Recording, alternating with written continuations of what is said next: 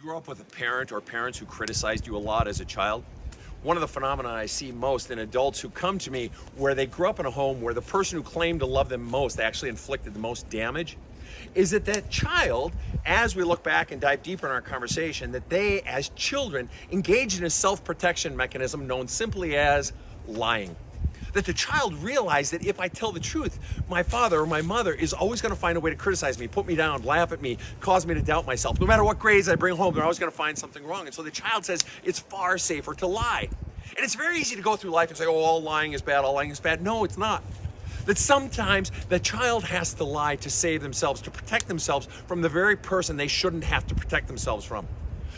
That becomes problematic, however, when it's no longer necessary. When the child moves into adulthood, very often what I discover with my clients is that need to self-protect just morphs into a habit. They find themselves lying all the time. I had a client just the other day who said to me, Sven, I'd lie over the stupidest shit. And I'd even ask myself, why the fuck am I lying about that? It doesn't even make sense. Who cares? And it really becomes problematic, not just when it's habitualized, but when you realize that habit of lying for no reason whatsoever, or that habit of lying for self-protection is undermining your relationships. And it undermines relationships because what is necessary for two people to bond is vulnerability. What is necessary for true love to flourish is the willingness to show you who I really am. If brutal honesty is pointing out what's always wrong with other people, which anybody can do, radical honesty is pointing out what's wrong with me. Radical honesty is revealing my fears, revealing my anxieties, revealing my dreams, my aspirations.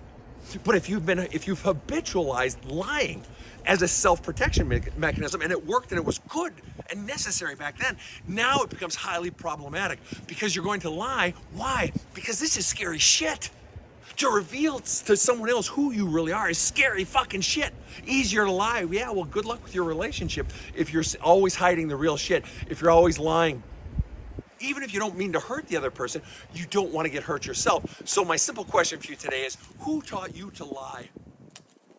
Who taught you that they weren't safe? And is it possible that that habit of lying is undermining the very thing you claim to want most, which is A, a real relationship with your own self, and B, real connections with other people? And at what point do you fucking change? Have a kick-ass day.